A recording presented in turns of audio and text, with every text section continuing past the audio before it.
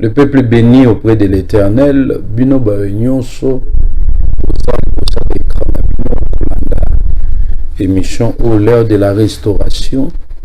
Tika ete nzambe na lola pambola bino. La musande ko alali yebisa eke émission où apportaka restauration et apportaka guérison et apportaka miracle de Jebandi à la muka peut-être le loza mendal aye ponaye yebise vraiment la muka la musa mwasi na yo la musa mobali na la musa bana na yo kande bola mukaka ou bien bozwa kata na bino ya okende kotala ba match ba série ba match on peut décevoir na ngobiso. Mais Zambe aucun jour a tiré au décevoir banae. Je suis sûr yo mutozo landa biso na émission o kola ko décevoir pe ko sala ba nene o ozali boso écran. Je me nomme mon nom de l'apôtre Jérémie Boussouka Lola na tindami uniquement pour na yo kolo apesi biso espace oyo toleka pour rappeler peuple Nzambe, pour yebisa peuple Nzambe.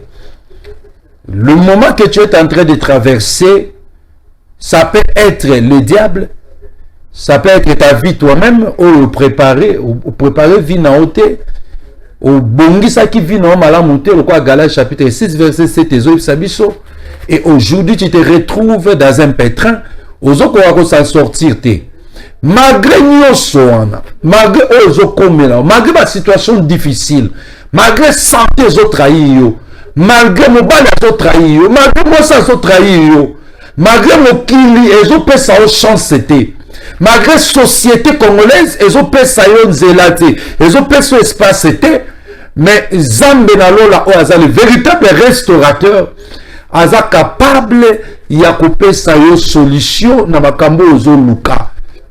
Yo ozo la nangana tang oyo l'apôtre Jérémie lola aza esclave na Nzambe oyo akata pongi la misusu ba 0h akata pongi ba 3h pona le ba chaîne boye pona kende na bangomba pona kende na babitonga kotalisa peuple na Nzambe que malgré tout, malgré que le diable est en train d'agir, mais la restauration, le restaurateur Jésus-Christ est là pour apporter la restauration dans nos vies.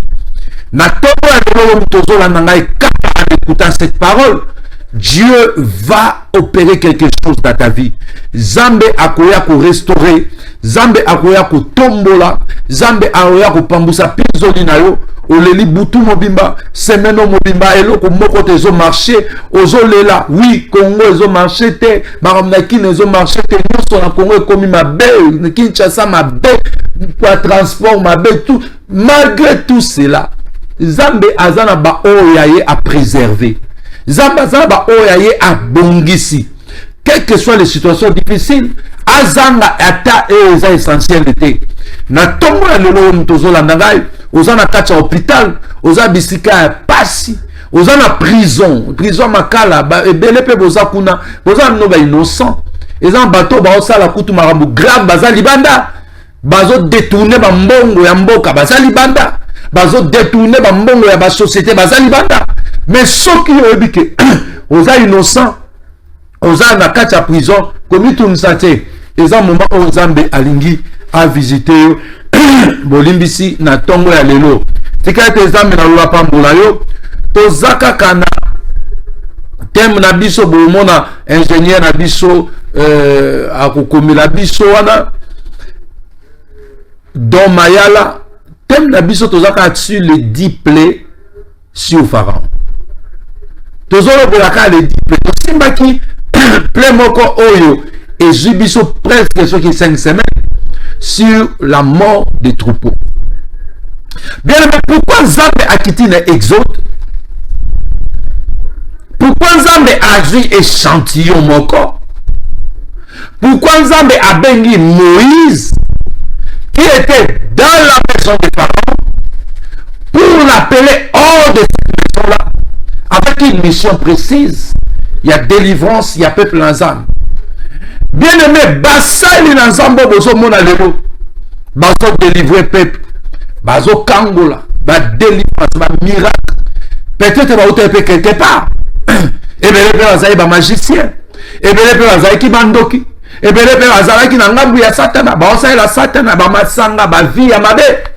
Mais les lots ba bengi biso avec une mission, délivrer le peuple. Oh batika ekuna na kati ya Égypte. Aujourd'hui je suis venu comme Moïse. Aujourd'hui je suis venu comme Aaron pour apporter quelque chose, les bâtons de la libération auprès de ce peuple. Oh, Hosanna, nous nassé, il y a alliance nassé, il y a esclavagisme, pardon, il y a Satana, il y a ténèbres, il y a Pharaon. Oh, à tenir libota mobile, esclave. Ata mutu mota zobimisa mutu. Na kati ya ndaku na bilo moto obimisa motu. Na veni oyo vandu otali aveni mobimba, ba pauvre na ba pauvre.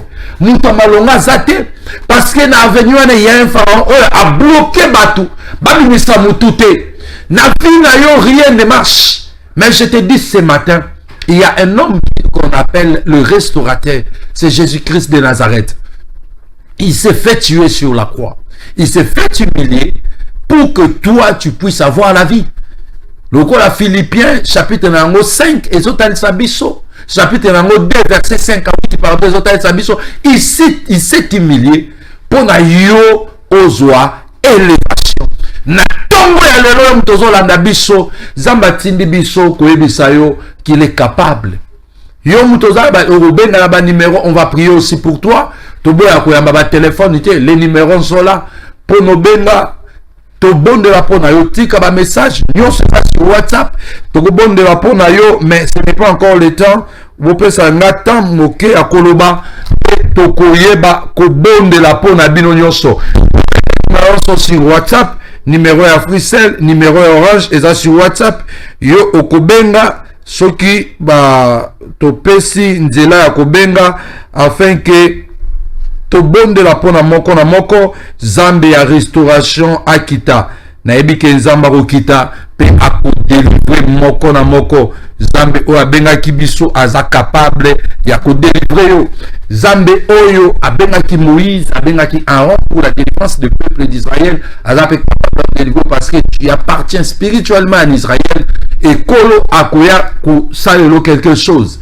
Zamba tindi Aaron à Moïse. Bible ya bisibison d'être tangaki na Exode chapitre 7 verset 8 à 13. Zamba tindi alobi Aaron azwa nzete na abwaka na se. Tant Aaron azwi verge abwaki na se, na épargné ba histoire rebelle parce que ce n'est pas notre message d'aujourd'hui. Aaron abwaka ki verge na se, Pharaon pa ki ko reproduit même chose na ba devin na ye. Ba bwaki ba verge na bango na se, Bible ya bisibiso bango pe ba reproduit ba nyoka. Il y a Aaron Zaki Ngouma te. Ezaki a nyoka lwa ba nyoka na bango. Mais la différence entre les serpents, c'est pas ya Aaron. Oh, Aaron a reproduit Zaki. Bible exhibition et meli ba serpent wana nyonso ba bimaki. Oh serpent moke oyo. Ake ko mera ba serpent nyonso o bango ba bimisaki. Ça veut dire tout simplement que le serpent que Aaron avait reproduit, c'est Jésus-Christ de Nazareth. C'est dans Jean chapitre 3 verset 13 na Rokita. Bible bisibiso olenge batombola ki nyoka kala na désert. Et Seigneur biso peut tombola Yesu. Ça veut dire Jésus, c'est lui le serpent. Mais le serpent qui est différent aux serpents anciens, qui est le diable. Maintenant, serpent au Christ. Naba serpent au babimi na nzela pharaon, de démons, de sorciers, de maladies, de complications, de blocages, de freinage. Jésus lui-même est capable de les avaler. Donc, Yesu azana makoki ya komela pasi ozanango. Yesu azana makoki ya komela difficulté ozanango. Yesu azana makoki ya komela chômage ozanango. Yesu azana makoki ya komela oyo nyonso ya yo ezalaki ya kobeba maladie, complication ya santé, complication musala, célibat, tout ce que le diable a envoyé parce que souffrance wana nzambe te mutindi la yo yango. Le diable a envoyé pour te faire clouer dans le hôpital. Mais Zambé na tombo ya lelo, par cette émission, il est capable de te restaurer au nom de Jésus-Christ. Exode chapitre 9, verset 1 à 7. Zambé atindi lisusu Aaron, alobi yebisa Pharaon. soka o libéré peuple nangate na ko frapper ye na nini na ko frapper ye na banyama nyonso tous les troupeaux mourront. Bible sibiso et se reproduire ba troupeau va koufi. Pourquoi ça va frapper qui va troupeau? Parce que dans Genèse chapitre 24 ba hotel sabiso ba troupeau eza richesse eza moyen eza capacité o mutako kozana nango pona azala na makoki pe azwa batu oye arobana kolesa obana kozala likolo na bango au travers ces moyens. Tolobaki le diable Pharaon a plusieurs moyens d'atteindre même les enfants de Dieu pour chercher à les maintenir comme esclaves. Tolobaki richesse et un moyen. Et ça, nzela, la porte pour laquelle que les diables, les sorciers, les magiciens, les occultistes, batu nyoso babundi, babinemi na yo, on va ko avancer te balukaka pona ko faire maintenir yo esclave. Totangaki plusieurs moyens. Et les autres ont exploité les sous moyens oyo, ko permettre yo, tant to sambela, zamba délivrer yo, pe yo moko za la délivrer. À partir de ce que tu vas écouter, la Bible dit dans la détresse, l'Éternel envoya la parole. Et la parole est guérie. Ça veut dire la parole a la capacité de la guérison. A la capacité de changer, de transformer quelqu'un qui était sous esclavagisme à la délivrer. Tout en 1 Pierre chapitre 1 verset 18. 3 sous 19. Sachant que ce n'est pas par des choses périssables, par de l'argent ou de l'or, que vous avez été rachetés. Vous avez été rachetés. Toi qui m'écoutes, toi qui me suis, tu es racheté par l'Éternel. Tu es racheté par Dieu. Mais tu es racheté de quoi?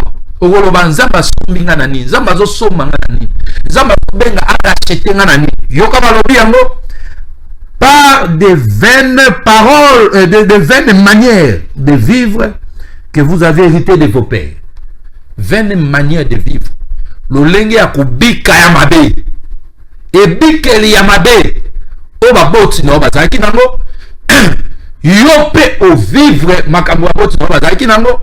Mais siko awa le restaurateur aya lobi na yende na somba yo. Na ba vaine manière. Na vie à péché. Papa zaki mumeni masanga. Papa zalaki moto ya basi kilikili. A gagné mingi na vie. Mais à se retrouver tellement zaki na vie à basi ebele. Papa, biso toza na mwasi moko. Bana pe baze bana na misato. Mais tout le monde a la manière dont so esengi kelasi, so esengi kubela, so esengi kolia, la manière dont on dépense. Mais c'est lui qui a plusieurs femmes.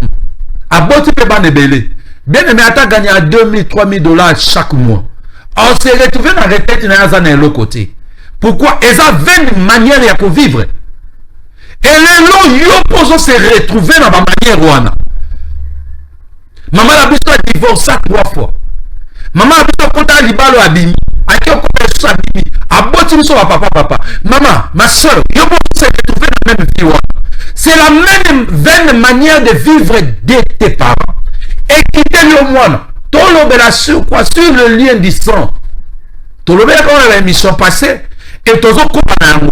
Bien aimé, le sang existe. Le lien du sang existe. Nalimina tout motuna. Le sang, c'est la vie. Parce que ceux qui m'a tiré la vie en moto. Atozana nzota makasi. Atoza munene, atoza mokonzi. Mais ceux qui m'a bimisi la vie sur la vie. Vous savez sur la vie, ça veut dire le sang, c'est la vie. Quand on parle de la vie à l'angle physique, la vie aussi à l'angle spirituel. Parce que Dieu reconnaît, même le diable reconnaît, à part le corps physique, on a aussi le corps spirituel. On va dire âme, on va dire esprit. Si on tambu yo ozana makila moko na nzoto na yo, makila na ezo hérité na makambo eza physique na yo. Eh papa oyo akukana moi no akukana papa na ye. Tata zotambo solo ya papa na ye. En tout cas, na koloba ya mama na ye. Mama na collaboré ta ya mama na ye. Donc, on hérité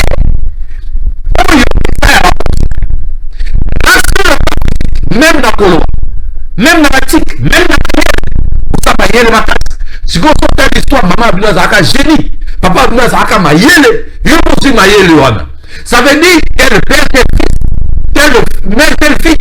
Ça veut dire pour hériter dans la le lot bimi na o bango azaki na ngo.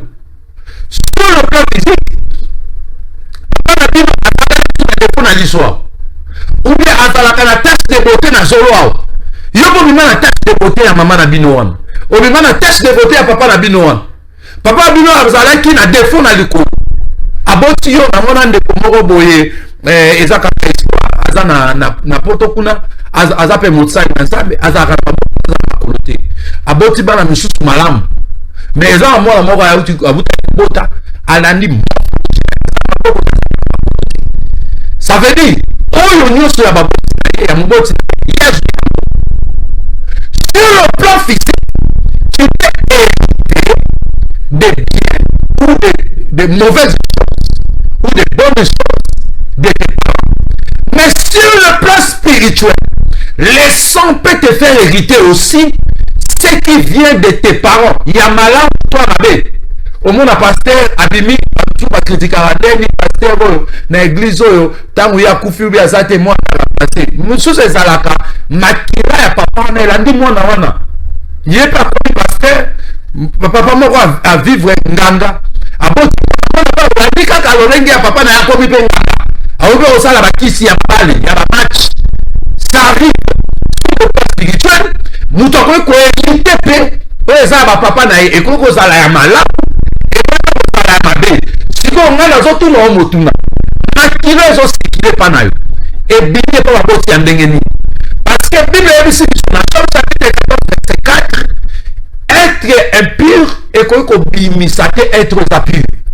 Ça veut dire oyo abota minanda kwa fachi, bolo ba oyo abota mina parler royal, bolo ba tasa déjà prince. Et toi aussi qu'est-ce que tu as hérité de tes parents?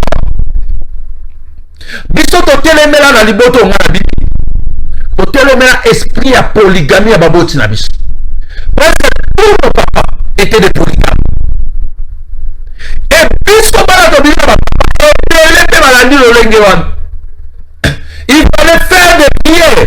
Le corps a biso baon on a pour arrêter l'hémorragie. Il fallait que maman la biso pas zara mon sai na ça. A comprendre qui que ceux qui n'a tiki bana elle commençait déjà à payer à son âme maman Lola Lioko. Aujourd'hui nous avons hérité aussi le lengue à vivre et à côté il y a un bassin d'Azambe et à côté il y a maman Biso presque Biso Nyonso bassin d'Azambe et Dieu est capable de détruire tous les liens du sang. Oh ils sont même on a négé un babé na pauvreté. Papa n'a pas souka ndengeni, maman n'a pas souka ndengeni, fille n'a pas ndengeni, pas maladie. Toi aussi aujourd'hui, tu es tenté de suivre ces pas-là. Au nom de Jésus-Christ, de la Bible. De cette manière, Oyo et Salio de nos serviteurs, Dieu est capable de les détruire. Et la dépravation sexuelle là, n'a pas vu la Bible. J'ai prêché un jour ici, je disais une chose. Les âmes à sonné, mais nous les parlons pour sauver beaucoup des âmes. Moi, j'ai pratiqué la masturbation. J'ai hérité cette dépravation sexuelle-là auprès de ma mère. Parce que papa n'a et l'esprit de dépravation sur le plan sexuel est un petit peu bissou. Mais gloire à Dieu, nous avons prié, Dieu nous a délivrés. Je me suis retrouvé dans ma vie avec une femme de nuit. Pour la nuit, j'ai pratiqué cette pratique-là de la masturbation. J'ai tout fait pour être délivré. Mais un jour, Dieu lui-même m'a visité. J'ai prié un jour à Manguengue. Et Dieu est venu me visiter pour me délivrer et me montrer la manière dont j'étais bloqué quelque part dans le monde des ténèbres. J'ai prié. Mais Nazalaki est quelque part sous éballé, contrôlé par des sirènes. Pour laquelle j'ai pratiqué cette pratique-là de la masturbation. Bien aimé, hérité auprès de mes parents, de mon erreur ça na vie. Peut-être ma bêtise ça na vie. Ou éviter si que outil, mais interroger l'histoire. Parce que les Français ba lobby histoire les sciences étudiants à les passer pour corriger pour corriger l'avenir. Au semble la casse bien, au chasse à démon c'est bien, mais au chasse à démon nini. Il y a un grand combat à vie. C'est l'esprit qui coule à toi. Maman na yo ayaka, baïna papa na bino basangani. Papa na bino ayaka na makila na ye. Yaba mbaka, yaba mongo, yaba luba, yaba tobandu, yaba soki ya équateur, soki ya aye nango. Les esprits ouais la Bible les deux deviennent innocents. Asangani na mama bino uti wapi to éviter. Et comme vini ya bana komene to éviter. Basangisi makila mi ba ende ba misa. Et oyo zotalanga oyo yo tali. Et outi na deux personnes. Et deux personnes wana ba uta pe na deux personnes. Le grand-parent. Bible bisibiso nzamba penisa. Lisumu ya ba papa ou à commettre les lois, ou à zo gumba mabiko, ou à zo kota na banganga, ou à zo commettre la dépravation. Zamba pinisaka des premières générations, ou bandaye la troisième génération. Si comme ba koko na yo, ba grand-parents na ba boti na ba aujourd'hui tu te retrouves dans ces vaines manières. Parce que Bible a dit Kolo azolinga abim sabiso na 20 manières. Il y a vivre ya ba parents na biso. Zela na 19 warobini. Mais par le sang précieux de Christ, ici on cite le sang. Parce que quand on parle des 20 manières de nos parents, c'est par le sang de nos parents que nous vivons vainement. Souffrance morobo elati biso. Problème numéro boy, oh, biso de mes sources, c'était elati biso. Toi vivre dans 20 manières, wana. Maintenant, le sang de Jésus est venu casser toutes les alliances sataniques, toutes les alliances démoniaques. Tel que tu me suis là, il y a des alliances qu'ils ont concoctées. Ba papa na biso, ba boti na biso, ba kenda na bonda, ba battre la ba pouvoir na bango, ba battre la ba poste na bango. Et la famille a été sacrifiée. Moi, mes grandes sœurs étaient sacrifiées. Quand papa a vu ça, ils sorti na souka. Moi, si mon côté atika au côté na balibala. Sur le plan, mais son taliban au commission Sam. Mais quand on s'est levé, tu vas dire qu'on kata biloko wana. Et Dieu a ouvert les portes. Toi aussi, Dieu est capable d'ouvrir cette porte. Madame, comment libota na ezo vivre? Na manière madame, ou bien na vaine manière. Ce matin, Dieu est descendu pour ta délivrance. Ce matin, Dieu est descendu pour te chercher là où tu es. Ma limitation, il y a ma bota. Il y a au rose $500 au vin à bani mon bon. Tant que ça va faire, c'est pour progresser. Mais pourquoi ça la rend à 500? Ce que Mathieu sont à 500. Ou soit au coyer au bundo sont à 500. C'est la vaine manière. Ma vie à limitation, mon sous to hériter en gona baboti na biso. Il faut casser ces liens. Nabi appelle Yaliboso. Allô, bonjour. Allô, papa. Bonjour, maman. Bengi biso comment on a tout ça ni pona. Bonjour, papa. Na bengi na commune ya Barumbu. Message aux OPS et concerné vraiment libota na biso. Amen. En tout cas, maman Zambe aza capable ya ko senga libota mobimba kokota prière. Ata jeune moko ya 3 jours aza la musique aza la pembeni mais balanda procédure wana to ko bonde la pona libota e zamba ko kango la libota. Biso ba oto kango maki to yebi nenge nini pe ya ko kango la bandeko o bazana kati ya petre wana. Lien makile za lien makasi c'est que senga na yo otelema na libota boeba kokata makambo wana na kombo na Yesu Kristo natandi loboko na nga Zambe na Israël 20 manière ya ko vivre ya bana oyo yo pe okangola bango Zambe ka nengo kangola kibiso oza capable pe okangola libota oyo na kombo na Yesu Masia. Que la délivrance et l'andabango au nom de Jésus-Christ. Amen. merci Zambe capable ya kokangola, Nzambe aza capable ya kodeli, Nzambe aza capable ya kosala nyonso.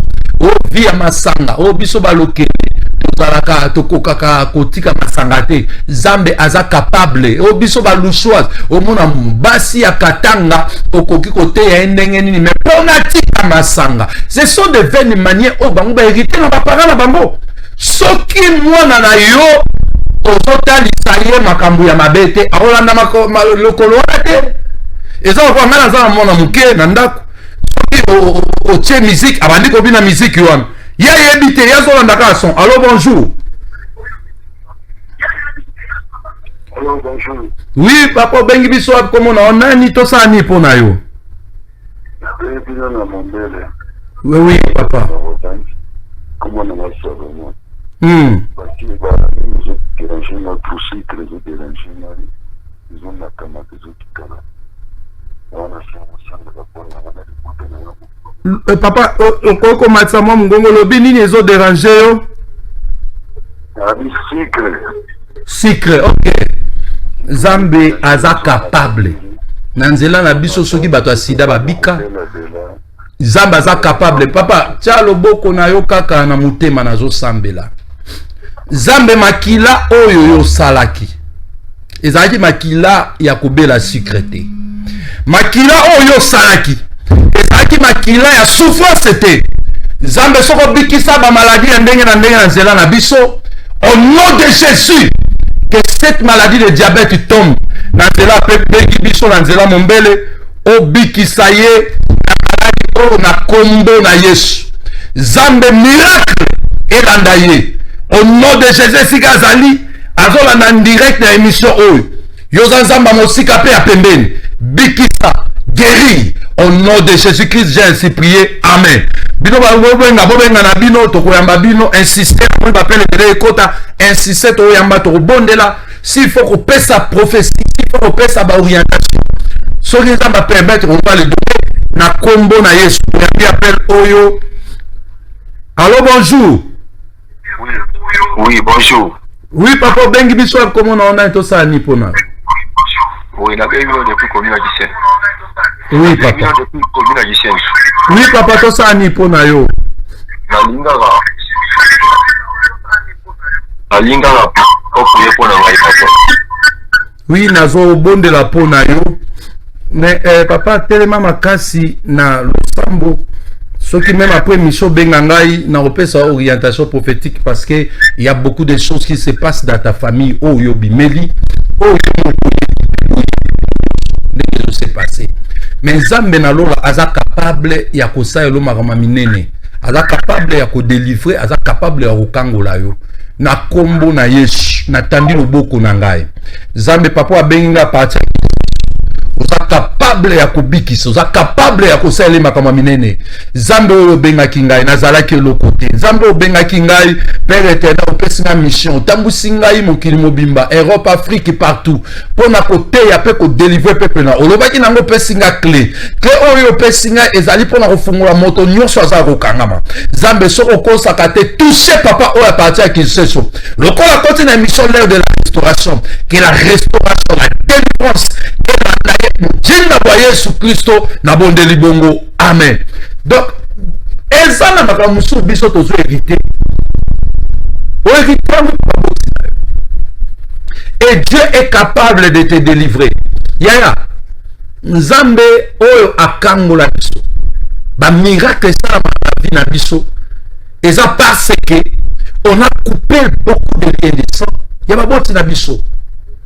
Heureusement, Dieu nous avait envoyé une maman qui connaissait Dieu, qui connaissait la notion de la délivrance, qui connaissait donner le soin pour ses enfants. Il y a un exemple de pour un Zambe akangola bana. Zambe a épargné makambo ya mabelo yo vivre. Osana zemi de karaka semwana makamunyo so na ona vivre. Parce que on a vivre. Moi na ke le vivre ya moto na kati ndio so asa. Il faut déjà parole. Et par la grâce de Dieu, notre maman nous a épargné de tout cela. Il y a un voyage moko na Goma. bien aimé oya mosala na nzambe ata kufi okoki mpe komona intervention ya mutu moko namoni papa na ngai aye kokambola ngai aye kobundela eza ye te ce sont des prières qui faisaient lokola azalaki mosala na nzambe le Dieu d'Abraham, Dieu d'Isaac et de Jacob. Pourquoi na Israël abela bango? Pourquoi biso mpe tobela bango malgré bakufa? Oh nyonso aza ya nzambe akokufa la physique, mais l'alliance ne meurt pas. L'alliance continue. Le savoir bana ko sala pona bana na e ko continue. Tina bakoko na e. So pas zaki mutu mabe, makina mabe wana e pona na bana na bakoko na e. Mabe o nyonso bana ko vivre. Oui, appeler insister na roya maro ba numéro za WhatsApp. To tika ka soki na 10 minutes pa benga insister to roya maro pe to robodela pona yo. Bien-aimé likolo ya avion. Bizarrement jour on a voyagé, notre mère a tiqué la rabiso Bible. Atika la Bible. Loko la Bible langeza, eza nguna elo côté. Mais loko la nasa la kayango. Dieu peut utiliser seulement ma Bible. Dieu peut utiliser ma chemise. Dieu peut utiliser kolo kanangai. Dieu peut utiliser tout. Oh,